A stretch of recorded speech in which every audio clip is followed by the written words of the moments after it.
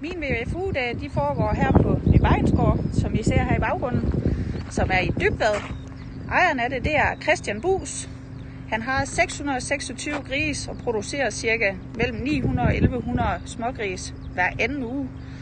Min primære arbejdsopgave de næste 2 dage vil være i farestallen, så let's go!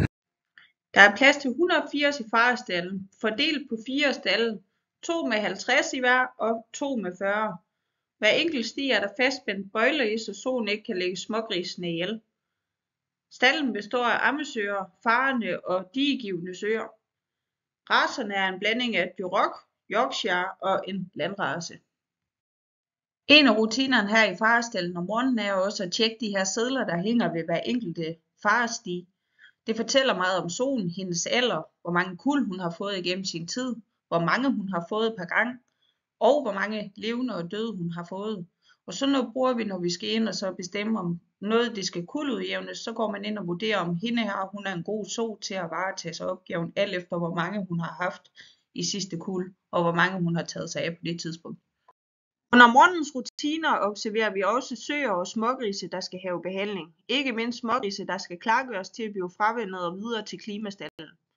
Her bruger vi Oxytrobel, gives til diegivende søer, da det øger mælken, rengør børn og hjælper med at få de sidste rest ud efter soen har faret. Skuldersår behandles med en desinficerende spray, som hjælper med at holde bakterier væk og hjælper dem med hurtigere heling. Afmagringen af soen giver typisk skuldersår og må derfor ikke være i farestallen. Hvis søerne findes med skuldersår, kan ejeren få en bøde. De flyttes derfor i løbestallen og erstattes med en ammeso. Dismay er et antibiotika, der gives for at behandle mod kolidiarré. I vores stald gav vi det oralt. Fordelen ved at give det oralt er, at så mindsker man risikoen for blodforgiftning, som der ville være fare for, hvis man havde givet det som indsprøjtning. Men samtidig hjælper det også med væskeindtag. Penovet bruges i behandling mod mastitis og øjenbetændelse. Kastrering. Vi kastrerer ikke smågrise på besætningen, da vi har indgået i en aftale, som omhandler, at de ikke skal kastreres, men sælges ved 30 kg til en anden, som opføder dem og vaccinerer dem, så ordensmænd ikke skulle gå i kødet. Der er også højere sortering på slagterier nu med, at de kan lugte dem, som skulle have afgivet smag i kødet. Så når vi kastrerer, omhandler det halekupering og indsprøjtning af jern og bajkoksin. Det foregår 2 til 3 dage efter de er født. Bajkoksin er en vaccine mod kokidiose-diarré. Villeferon er et ekstra jerntilskud til smågrisene, og Piggy Boost bruges til de mindste og svageste grise. Det er ekstra energitilskud. PCV2-vaccine gives 4 uger før fravænning for at forebygge lungesygdom og for at reducere tilstedeværelse af en mulig virus i blodet.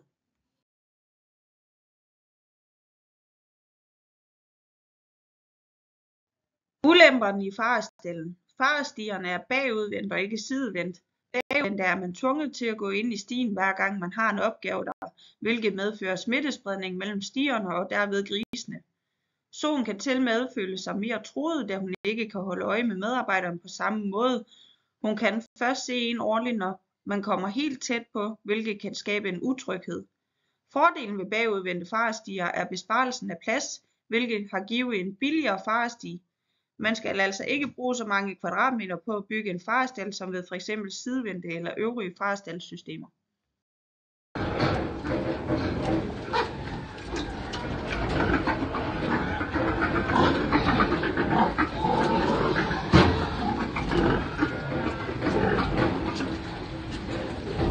Rutinerne i løbestallen er at fodre, tjekke søerne, skrabe ned, tjekke brunsten, give ultrasyn, lukke ordentligt og inseminere.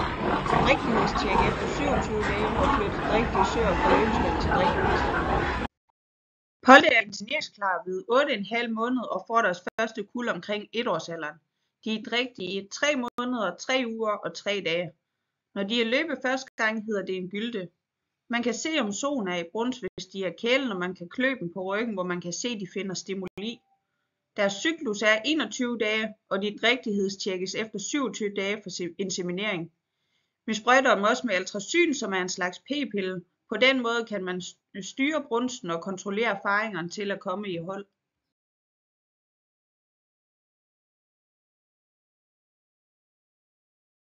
I vores indretning af løbestallen er der taget højde for den ønskede strategi omkring brunobservation og løbning. So og pollepladser placeres, så der kan opnås trynekontakt mellem so og årene for at stimulere den stående brunst bedre.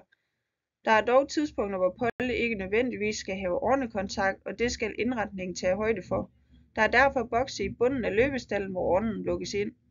Søerne står i fastspændte gitter, bagudvendt på række, og det er derfor nemt at tjekke brunster, inseminere osv., uden at smitte og arbejdet bliver for hårdt fysisk. I løbestallen er der også et timet lys, som er tændt 16-18 timer i døgnet for at fremme brunsten. Lysstyrken skal mindst være på 100 lux i dyrenes opholdszone. Denne lysstyrke sikrer et godt arbejdsmiljø, som gør det lettere at observere og kontrollere dyrene. Ulempen kan være, at andre steder bruger man faste måtter i nogle af stierne, så hver gang det bliver fravænnet, vil man stadig kunne løbe i stedet for at optage sygestierne. Der bliver de nemlig ikke løbet, men opnår udelukkende spildfoderdage. Og i og med, at de altid står fast på den ene plads, inden de skal i drægtighedsstanden, ikke opnår nogen former for motion.